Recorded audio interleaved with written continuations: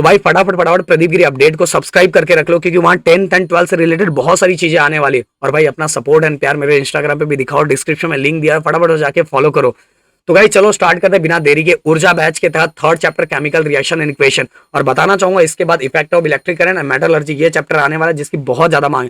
But भाई आप सभी को अपना प्यार एंड सपोर्ट दिखाना पड़ेगा, कमेंट कर दिया करो यार, भर भर के कमेंट कर दिया करो, अच्छा लगता है, मोटिवेशन आता है, एनर्जी आती है, लाइक कर दिया करो। और जो नीचे बटन दिखाई दे रहा है ना, रेड कलर का नहीं व्हाइट कलर का हो गया, फटाफट फटाफट उसको तोड़ दो, फोड़ दो, सब्सक्राइब कर दो। जितना सब्सक्राइब करोगे एनालिटिकल बढ़ेगा, थोड़ा अच्छा लगता है यार। प्लीज, हम भी आप ही के जैसे हैं, जैसे आप बोलते हो सर ये करो वो करो, हमें भी अच्छा लगता है, हमारी बातें सुनी जाती है। तो चलो भाई, केमिकल रिएक्शन एंड इक्वेशन, और इसको फटाफट फटाफट करवाऊंगा क्योंकि वन शॉट वीडियो, ज्यादा बड़ा नहीं होना चाहिए। और अगर आपको डिटेल में देखना है तो ऑलरेडी मैंने वीडियो बनाया, डिटेल में जाके देख सकते हो। तो केमिकल रिएक्शन एंड इक्वेशन, तो भाई केमिकल रिएक्शन इक्वेशन में सबसे पहले हम देखते हैं केमिकल रिएक्शन क्या होता है। When two or more reactants chemically react with each other to form a compound, और उसी को हम क्या बोलते हैं, chemical reaction. To form a product, और इसी को हम क्या बोलते हैं, केमिकल रिएक्शन। देखो, दो या दो से ज्यादा रिएक्टेंट जब एक दूसरे से कंबाइन होते हैं, कुछ नया प्रोडक्ट फॉर्म होता है, इसी को साइंस के टर्म में, केमिस्ट्री के टर्म में हम क्या बोलते हैं, केमिकल रिएक्शन। अब दूसरी चीज, केमिकल इक्वेशन किसको बोलते हैं? केमिकल इक्वेशन सिंपल सी बात है, द रिप्रेजेंटेशन, किसका रिप्रेजेंटेशन, केमिकल रिएक्शन का, किससे, with the help of chemical फॉर्मूले, और इसी को हम क्या बोलते हैं, केमिकल इक्वेशन। द रिप्रेजेंटेशन किसका, केमिकल रिएक्शन, किससे, with the help of chemical formula, और इसी को हम बोलेंगे केमिकल इक्वेशंस। जैसे example, Na+Cl- it's gives NaCl, मतलब देखो, द रिप्रेजेंटेशन, किसका रिप्रेजेंटेशन, केमिकल रिएक्शन का, किससे किया, with the help of chemical formula, और ये जो बना इसी को हम क्या बोलेंगे, केमिकल इक्वेशन। ओके, क्लियर हो गया। अब चलते आगे, ये बहुत इंपॉर्टेंट है भाई, एग्जाम में ये 3 मार्क्स के लिए आता है। बहुत सिंपल तरीके से बताऊंगा, फटाफट बताऊंगा, फिर से बोल रहा हूं, क्योंकि ये अगर मैं ज्यादा स्लो करूंगा तो वीडियो बहुत बड़ा हो जाएगा, क्योंकि बहुत सारी चीजें समझाने वाली, इसलिए कम टाइम में ज्यादा चीज आपको समझ में आए। राइटिंग ए केमिकल इक्वेशन, पहली बात, जैसे मैं यहाँ एग्जाम्पल लिख ही देता हूँ, Na+Cl इट्स गिव्स NaCl। पहली चीज आप सभी को ये पता रहना चाहिए, फिर पहला जो पॉइंट है हमारा, तो हमेशा reactants always written on left hand side, हमेशा रिएक्टेंट लेफ्ट हैंड साइड में लिखा जाता है, and product on right hand side. ये हमारा पहला पॉइंट, रिएक्टेंट हमेशा लेफ्ट हैंड साइड, प्रोडक्ट हमेशा राइट हैंड साइड। दूसरी बात, arrow indicate the direction of reaction, arrow क्या इंडिकेट करता है, रिएक्शन का डायरेक्शन, ये हमारा दूसरा पॉइंट। तीसरा पॉइंट, द रिएक्टेंट और प्रोडक्ट आर टू और मोर, अगर रिएक्टेंट एंड प्रोडक्ट दो या दो से ज्यादा है, they are linked with the plus sign in between them. दो या दो से ज्यादा रिएक्टेंट एंड प्रोडक्ट है तो उसको लिंक किया जाता है प्लस साइन से। जैसे यहाँ दो से ज्यादा रिएक्टेंट, इसलिए हमने यहाँ क्या ले लिया, प्लस साइन। अगर यहाँ भी दो से ज्यादा प्रोडक्ट फॉर्म होगा तो उसको भी लिंक किससे किया जाएगा, प्लस साइन से। तो तीसरा पॉइंट यही है हमारा, द रिएक्टेंट और प्रोडक्ट आर टू और more, they are linked with the plus sign in between them. Okay, third हो गया। अब फोर्थ की बात करते हैं। आप सभी को पता है कि जो भी रिएक्शन में जो भी रिएक्टेंट और प्रोडक्ट रहता है उसका कुछ ना कुछ स्टेट होता है, या तो लिक्विड होता है, या तो गैस होता है, या तो सॉलिड होता है। तो ये it is indicated by the letter GLS। अगर गैस है तो G से, लिक्विड है तो L से, और अगर सॉलिड है तो S से। तो ये याद रखना, ये हमारा चौथा पॉइंट है, होता है it is indicated by letter G means gases, L मतलब लिक्विड, एंड S मतलब सॉलिड। ओके, तो याद रखना। अब चलते हैं हम पांचवें पॉइंट की तरफ। पांचवा, अगर हमें इंस्टेड ऑफ S, अगर हमें किसी भी रिएक्शन में प्रेसिपिटेट फॉर्म होता है, मतलब प्रेसिपिटेट फॉर्म हो रहा है, एक फॉर्म का सॉलिड ही अगर प्रेसिपिटेट फॉर्म हो रहा है, तो इंस्टेड ऑफ राइटिंग S के जगह पे हम वहां ये वाला एरो लिखते हैं, डाउनवर्ड एरो, ये वाला एरो जो हमें मिल रहा है उसको हम डाउनवर्ड फॉर्म में लिखते हैं। इंस्टेड ऑफ राइटिंग S हम क्या लिखेंगे, indicated by arrow pointing downward side का ये एरो हम ये लिखेंगे। अगर कोई भी सॉलिड फॉर्म में मिल रहा है तो अगर S नहीं लिखना है आपको तो आप क्या लिखोगे, एरो। अगर एक चीज और यहां लिख सकते हो, अगर इंस्टेड ऑफ G, अगर अपने को मतलब मान लो G मिल रहा है, मतलब गैसेस फॉर्म में लिख रहा है, तो G लिखने की जगह आप ये वाला भी एरो लिख सकते हो, एरो पॉइंटिंग अपवर्ड डायरेक्शन। कौन सा डायरेक्शन, अपवर्ड डायरेक्शन। तो ये हो गया हमारा एक और पॉइंट हमने लिख दिया, 5th 6th। देन इसके बाद अगर रिएक्शन के अंदर हम अगर कोई भी हीट यूज कर रहे हैं, क्या यूज कर रहे हैं, हीट यूज कर रहे हैं, तो it is indicated by this sign, ये वाले साइन से, बस इतना लिखने का। अगर हम रिएक्शन के अंदर if we use heat in this reaction in the given reaction, तो हम it is indicated by this sign, और ये जो साइन है ये साइन कहाँ लिखने का, this sign written above the arrow that indicate the direction of reaction. जो एरो जो भी हमने रिएक्शन के अंदर अगर हमने हीट यूज किया हुआ है तो हीट के लिए हमें ये वाला साइन दिखाना है, पर वो साइन कहां लिखना है, above the arrow. Okay, this sign written above the arrow that indicate the direction of reaction. देखो एक एग्जांपल भी हमने लिखा हुआ है। अब 7, condition like specific temperature, pressure, catalyst etcetera are indicated above and below the arrow. या तो ऊपर या तो नीचे, एरो के ऊपर या नीचे लिखते हैं। तो फटाफट ये 7 पॉइंट एक झटके में फिर से रिवाइज कर लेते हैं शॉर्ट पॉइंट पे फटाफट। Reactant left hand side, product right hand side, product right hand side, then इसके बाद arrow indicate the direction of the reaction, then the reactant और प्रोडक्ट आर 2 और मोर, अगर दो या दो से ज्यादा है, they are linked with the plus sign in between them. Gases like liquid and solid state are indicated by writing the letter G, L, S respectively in the bracket। अगर gases है, liquid है, solid है, तो उसको G, L, S से हम indicate करते हैं। अगर instead of writing S हम क्या indicate कर सकते हैं, डाउनवर्ड डायरेक्शन वाला एरो। अगर इंस्टेड ऑफ राइटिंग G हम क्या लिख सकते हैं, एरो ऊपर वाला है, अपवर्ड वाला। ओके, अगर हम रिएक्शन के अंदर हीट यूज कर रहे हैं तो हम क्या यूज कर सकते हैं, ये डेल्टा वाला साइन, और डेल्टा वाला साइन हमेशा कहां लिखते हैं, अबोव द एरो, एरो के ऊपर। और कंडीशन, टेम्परेचर, प्रेशर, कैटलिस्ट अगर हमने यूज किया है तो हम उसको इंडिकेट कहां करेंगे, above and below the arrow. Okay, अब चलते आगे।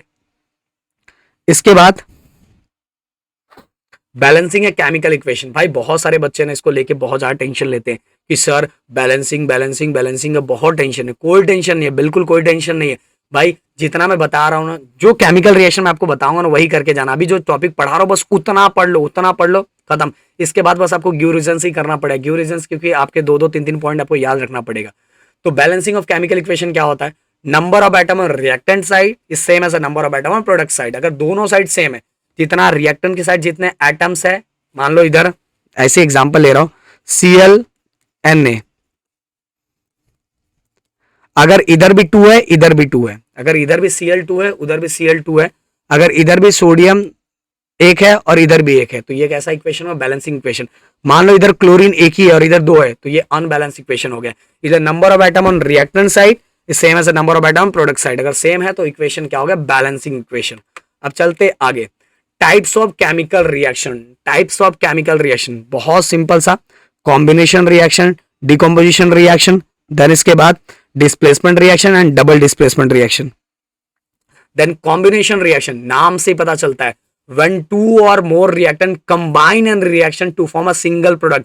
2 या 2 से ज्यादा रिएक्टेंट जब एक दूसरे से कंबाइन होते, नाम से, कॉम्बिनेशन के ही नाम से समझ लेना, 2 या 2 से ज्यादा रिएक्टेंट एक दूसरे से जब कंबाइन होते हैं तो उस रिएक्शन के अंदर एक सिंगल प्रोडक्ट फॉर्म होता है, और इसी को बोलते हैं हम कॉम्बिनेशन रिएक्शन।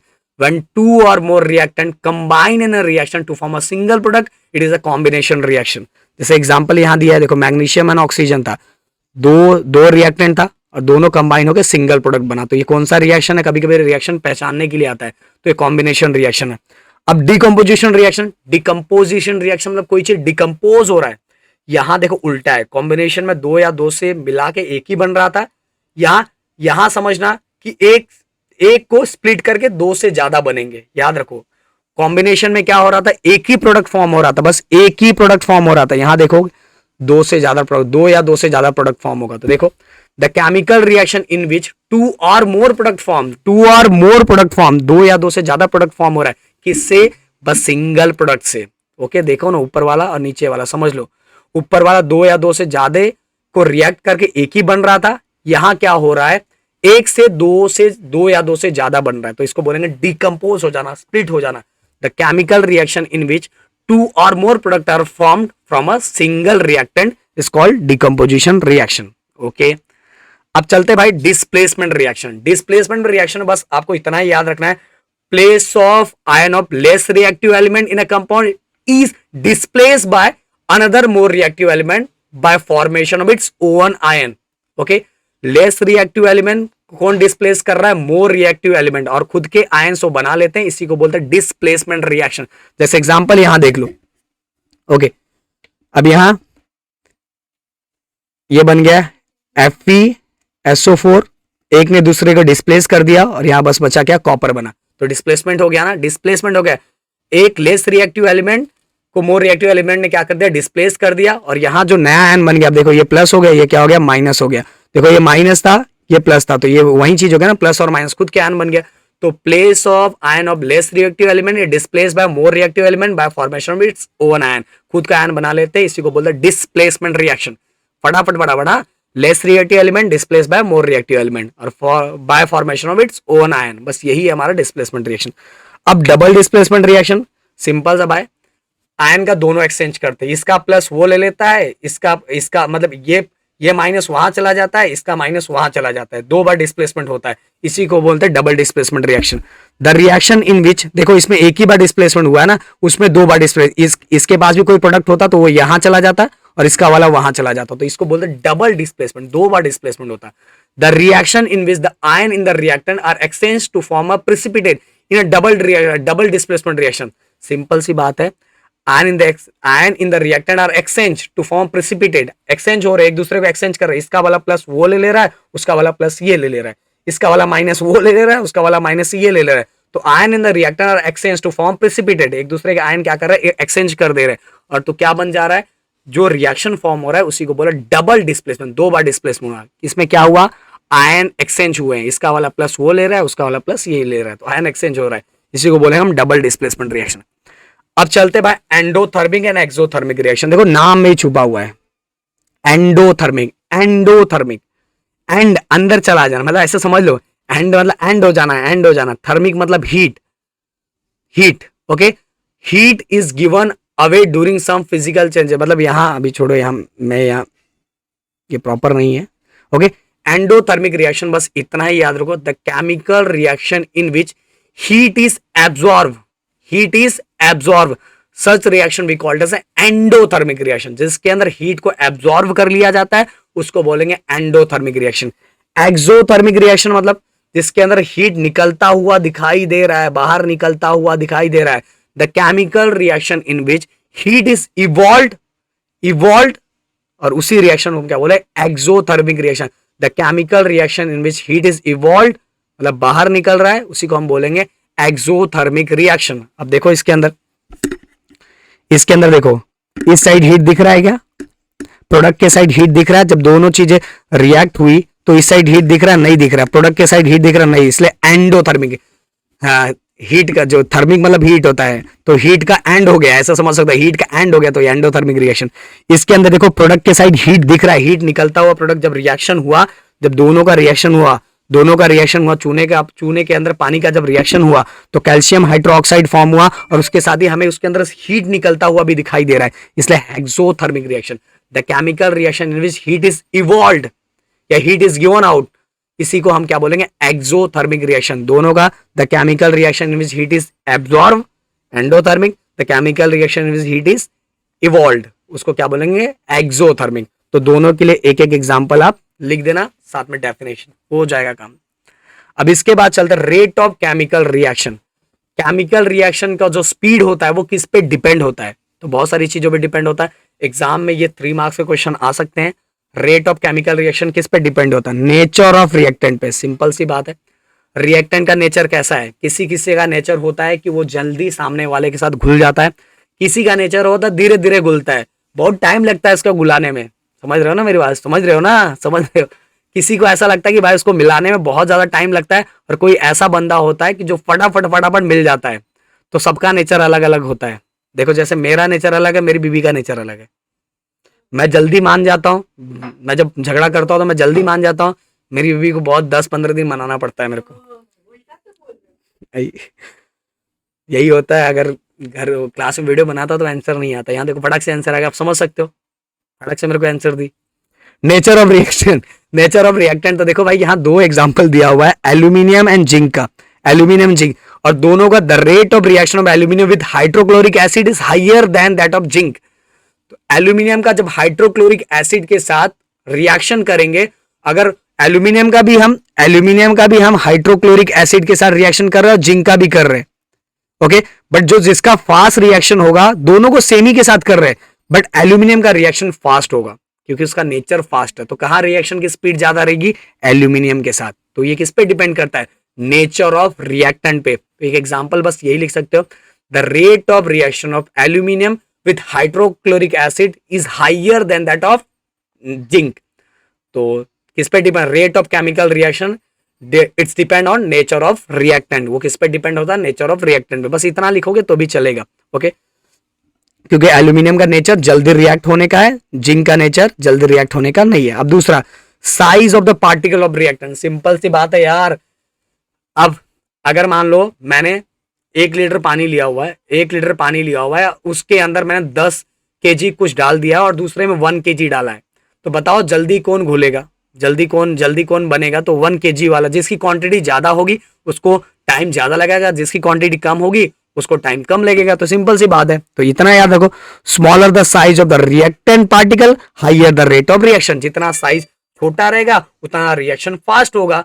तो smaller the size of the reactant particle, अगर जो रिएक्टेंट करने के लिए, जो रिएक्शन करने के लिए हमने रिएक्टेंट यूज किया, अगर उसका साइज छोटा है तो higher the rate of reaction, reaction fast हो जाएगा। सिंपल सी बात है। अगर साइज छोटा है तो रिएक्शन फास्ट है, साइज बड़ा है तो रिएक्शन स्लो है। हो गया। इसके बाद कॉन्सेंट्रेशन ऑफ रिएक्टेंट। अरे भाई सिंपल सा पता है कि जो देखो एसिड में 2 चीजें होती है, कॉन्सेंट्रेटेड एसिड, एक डाइल्यूट एसिड। तो कॉन्सेंट्रेटेड एसिड का रिएक्शन बहुत फास्ट होता है। तो बस इतना ही लिखना है, concentrated acid react faster than dilute acid, okay. Concentrated acid बहुत फटाफट रिएक्ट, किसी भी चीज के साथ फटाक से रिएक्ट हो जाता है, और डाइल्यूट बेचारा धीरे धीरे धीरे धीरे धीरे रिएक्ट होता है। इसीलिए ये भी जो मतलब ये जो कॉन्सेंट्रेशन है, कॉन्सेंट्रेशन ऑफ रिएक्टेंट है, ये भी डिपेंड करती ये भी मतलब ये एक रोल प्ले करता है रेट ऑफ रिएक्शन के, केमिकल रेट ऑफ रिएक्शन में ये भी एक रोल प्ले करता है। तो concentrate of acid react faster than dilute के कंपैरिजन में ज्यादा फास्ट फटाफट रिएक्शन कर लेता है। अब इसका टेम्परेचर ऑफ रिएक्शन, सिंपल सी बात है यार, रिएक्शन टेम्परेचर जितना ज्यादा बढ़ाओगे रेट ऑफ रिएक्शन उतना ज्यादा बढ़ेगा। तो डायरेक्टली प्रोपोर्शनल है। तो सिंपल सा यहां से याद रखो, the rate of reaction increase on increasing the temperature. Rate of reaction जितना आपको बढ़ाना है उतना टेम्परेचर बढ़ाओ, रेट ऑफ रिएक्शन उतना ज्यादा बढ़ेगा। सिंपल सी बात है। ये हटा दो, ये वैसे लिख दिया है, समझ में आ रहा है? तो rate of reaction increasing on increasing the temperature. अगर आपको डिक्रीज करना है तो टेम्परेचर को कम कर दो, रेट ऑफ रिएक्शन कम हो जाएगा। अब कैटलिस्ट तो बहुत मजेदार वाली चीज है। अगर हमें रिएक्शन की स्पीड को बढ़ाना है तो हम कैटलिस्ट यूज करते हैं। और कैटलिस्ट एक ऐसा चीज होता है जो क्या करता है पता है? जो पार्टिसिपेट नहीं करता है रिएक्शन के अंदर, उसको कुछ नहीं होता, बट रिएक्शन की स्पीड को जरूर बढ़ा देता है। जैसे 2 लोग आपस में झगड़े करने वाले नहीं है, पर मैं उसके पास जा रहा हूँ, ये तेरे को क्या बोला पता है? मैं होता ना धबा धब दे देता, फिर उसके पास जाऊंगा। वो लोग आपस में झगड़ा करने वाले हैं तो थोड़ा गुस्सा वुस्सा चल रहा है, माहौल चल रहा है, पर दोनों का मन नहीं है झगड़ा करने का। पर ये जो बीच में कैटलिस्ट है, हो सकता है आप भी बहुत बार कैटलिस्ट बने हो, तो स्कूल लाइफ कॉलेज लाइफ में सब बनते, मैं भी बना ही हूँ। तो पर कभी कभी कैटलिस्ट को भी 2-4 पड़ जाती है। हाँ, कैटलिस्ट को कभी कभी थोड़ा बहुत पड़ जाता है, वो अलग चीज है। हाँ, पर जैसे मैं समझाने के लिए बताऊंगा कि कैटलिस्ट पहले इसको चढ़ाया, फिर इसको चढ़ाया, फिर खड़े को शो देखता है, वो रिएक्शन में पार्ट नहीं ले रहा, वो किसी को बचाने नहीं जा रहा है, पर रिएक्शन फास्ट हो गया। तो ऐसी जो भी चीजें होती है कैटलिस्ट होती है। तो प्लीज कमेंट करके मुझे जरूर बताना आप कैटलिस्ट हो कि नहीं, मुझे पता चलेगा यहां तक वीडियो कौन देख रहा है। तो यहां से the substance in whose presence the rate of chemical reaction is increase, जिसके कारण rate of chemical reaction increase हो जाती है, उसी को हम क्या बोलते हैं? कैटलिस्ट बोलते हैं। क्या बोलते हैं? कैटलिस्ट। अब ऑक्सीडेशन एंड रिएक्शन, तो भाई ये टोटल मिला के कितने थे? मेरे ख्याल से 5, 1 2 3 4 5। पहला तो आपको पता है नेचर पे डिपेंड करता है, अगर नेचर जैसा है। देन इसके बाद साइज पे डिपेंड करता है, अगर साइज छोटा है तो रिएक्शन फास्ट है। देन इसके बाद कॉन्सेंट्रेटेड जो एसिड होता है और रिएक्ट फास्ट करता है as compare to dilute. Temperature अगर हाई है तो रेट ऑफ रिएक्शन भी हाई है। कैटलिस्ट अगर हमने यूज किया तो रेट ऑफ रिएक्शन क्या होता है? इंक्रीज हो जाता है। टोटल 5 हमने क्या देखे हैं? रेट ऑफ केमिकल रिएक्शन, ये सभी चीजों पे डिपेंड करता है। अब चलते ऑक्सीडेशन एंड रिडक्शन। भाई बहुत सिंपल है ऑक्सीडेशन एंड रिडक्शन। इससे रिलेटेड पता है कभी कभी हमें जो केमिकल रिएक्शंस के जो इक्वेशंस आते हैं ना, वो पूछने के लिए आते हैं, बताओ ये ऑक्सीडेशन है कि रिडक्शन है? तो सिंपल सी बात, the chemical reaction in which reactant combine with oxygen और लूज और बोला मैंने, हाँ, और lose its hydrogen to form product is called oxidation reaction. जिस भी केमिकल रिएक्शन के अंदर रिएक्टेंट ऑक्सीजन को गेन कर रहे हैं, ऑक्सीजन को गेन कर रहे हैं, और अगर उसके अंदर हाइड्रोजन है तो हाइड्रोजन को लूज कर रहे हैं, तो ऐसा जो प्रोडक्ट फॉर्म होगा उसको ऑक्सीडेशन बोलेंगे। क्या बोलेंगे? ऑक्सीडेशन। मैं एग्जांपल लेके बताऊंगा। जिस भी केमिकल रिएक्शन के अंदर जो रिएक्टेंट है वो ऑक्सीडेशन, नाम से समझ में आ रहा है, जिस भी केमिकल रिएक्शन के अंदर जो रिएक्टेंट है वो ऑक्सीजन को गेन कर रहे हैं, और अगर उस रिएक्शन के अंदर हाइड्रोजन है तो उसको लूज कर रहे हैं, तो उसको ऑक्सीडेशन बोलेंगे। या तो जिस केमिकल रिएक्शन के अंदर कोई भी रिएक्टेंट हाइड्रोजन को लूज भी कर रहा है, निकाल रहा है, भाई जा जा जा जा, तो भी उसको ऑक्सीडेशन बोलते हैं। ओके, दोनों में से एक प्रोसेस भी हो रहा है तो भी उसको ऑक्सीडेशन बोलते हैं। ये बात याद रखना, ऑक्सीजन गेन कर रहा है या तो हाइड्रोजन लूज कर रहा है, दोनों प्रोसेस का नाम ऑक्सीडेशन ही है। बस हाइड्रोजन को हटाना, ऑक्सीजन को लेना। जैसे एग्जांपल ये देखो, MgO2 प्रोडक्ट के साइड बोलो, ऑक्सीजन ले लिया ना, तो क्या है? ऑक्सीडेशन। क्या है? Oxidation. Carbon and oxygen, oxygen ले लिया ना, तो क्या है ये? क्या ये? CO2 क्या है? वो ले लिया ना, तो ये है ऑक्सीडेशन।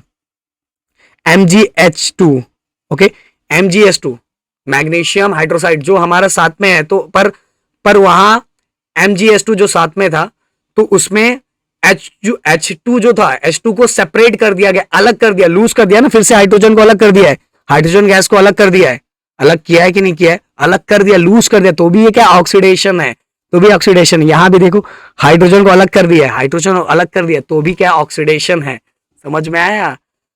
एक चीज तो यहां दिया ही नहीं यार, भूल गया लिखना, बता देता हूं। रिडक्शन।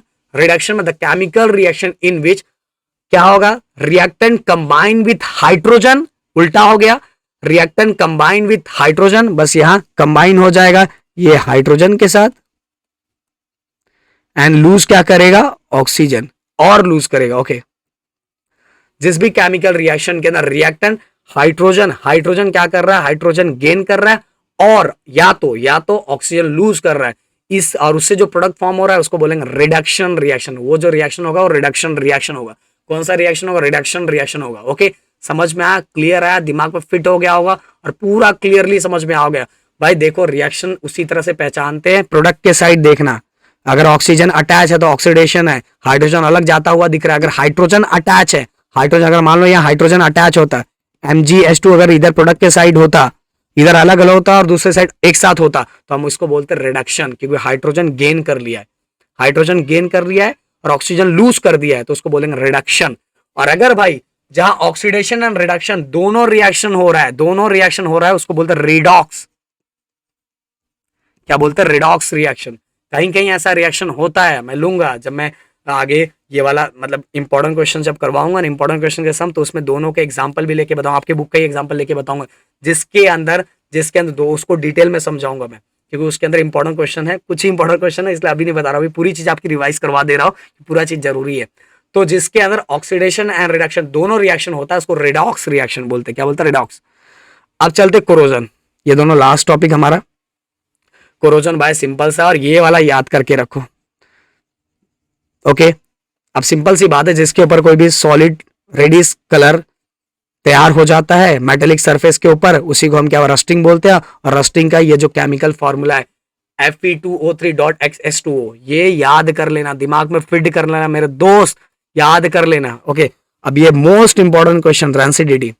रेंसिडिटी बहुत सिंपल सा है। रेंसिडिटी हो सकता है आपने फील भी किया होगा, पर आपको आज पता चलेगा कि रेंसिडिटी क्या होता है।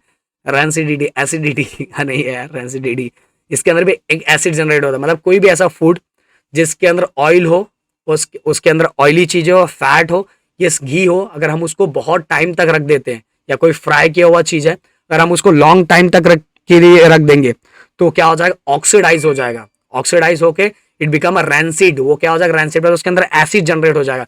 कोई भी ऐसा फूड जिसके अंदर घी हो, जिसके अंदर ऑयल हो, जो फ्राई किया हुआ, अगर हम उसको लॉन्ग टाइम तक के लिए रख देते हैं, तो क्या हो जाएगा? ऑक्सीजन के साथ रिएक्ट हो जाएगा, और ऑक्सीजन के साथ रिएक्ट होकर रैंसिड हो जाता। और रैंसिड होते ही भाई, रैंसिड होते ही उसका जो टेस्ट है, वो टेस्ट क्या हो जाता है यार, क्या बताओ? टेस्ट जो होता है वो जो उसका टेस्ट है और स्मेल दोनों चेंज हो जाता है। दोनों पूरी तरह से क्या चेंज हो जाता है? क्योंकि वो ऑक्सीजन के साथ रिएक्ट होकर रैंसिड हो गया। इसी चीज को बचाने के लिए हम क्या करते हैं? टाइट कंटेनर यूज करते हैं। टाइट कंटेनर इसलिए यूज करते हैं, देखो बहुत सारी चीजें होगी, आपने स्टोर पे जाके देखा होगा, बहुत सारी ऐसी चीजें रखी रहती है टैंक के अंदर, बोला टीन के डब्बे के अंदर, कि या एल्यूमिनियम फॉइल के अंदर ऐसा रखा रहता है कि उस चीज का डायरेक्ट कांटेक्ट ऑक्सीजन के साथ ना हो, और डायरेक्ट कांटेक्ट ऑक्सीजन के साथ नहीं होगा तो वो चीजें सेफ रहती है और बची रहती है। और इसी को हम बोलते हैं रैंसिड, रैंसिड, क्योंकि इसका टेस्ट भी चेंज हो जाता है, स्मेल भी चेंज हो जाता है, क्योंकि घी ऑयल इससे बनी हुई चीजों को हम लॉन्ग टाइम तक रखते हैं और वो it react with oxygen, oxygen के साथ रिएक्ट होकर it become a rancid, rancid होने के बाद ही उसका स्मेल चेंज हो जाता है। और इसको बचाने के लिए हम क्या यूज करते हैं, टाइट कंटेनर यूज करते हैं। ओके सो भाई यहाँ इफेक्ट ऑफ इलेक्ट्रिक करंट आपके आपके ये वीडियो का रिव्यू देखने के बाद, तो भाई फटाफट बड़ा जितना हो सके शेयर कर दो, आपके लिए बहुत मेहनत किया जा रहा है। और देखो भाई 25 मिनट के अंदर ये पूरा चैप्टर मैंने कंप्लीट करा है, 25 मिनट्स के अंदर पूरा रिवीजन आपका हो गया हो। चलो भाई मिलते हैं नेक्स्ट वीडियो में, बाय बाय, टाटा, टेक केयर, जय हिंद दोस्तों।